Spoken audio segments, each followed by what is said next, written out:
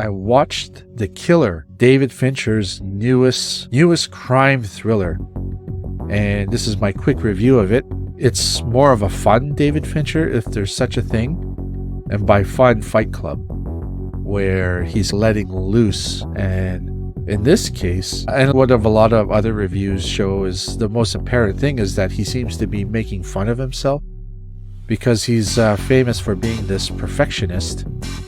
The movie, it's about this assassin, a professional assassin, who's this borderline, almost like OCD, but it makes sense in terms of the character, where every single move and the decision he makes is really precise, and he's got it down to a science. And like his motto, he keeps repeating is stick to the plan, stick to the plan. And so you're watching this movie, the way it looks is perfect, everything's perfect, just like your average David Fincher movie. And then suddenly the assassin makes a mistake, and then this is where you realize, oh, I guess David Fincher's making fun of himself in a way, or he's expressing his fears.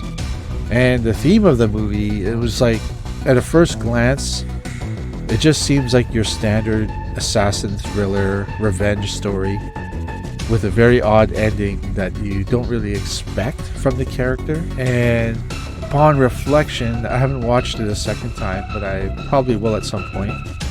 Maybe if they do a physical release, I would like to see all the special features. But without spoiling it, what was really interesting about the character is that throughout the movie, he utilizes all these modern services that we use today.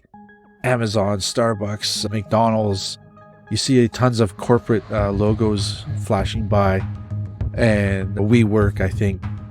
And what's interesting is that the day The Killer was released on Netflix, I think that was the day after WeWork applied for bankruptcy or something like that.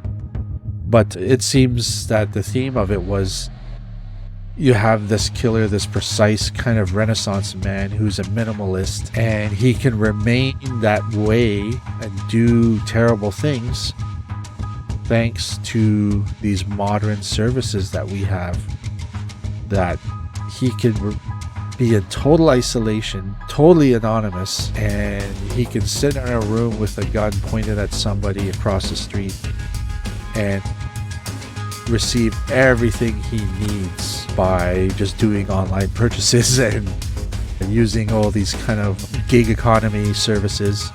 At one point, he orders from Amazon a fob cloner, I think is what it's called, where basically he steals somebody's key card and he can copy it.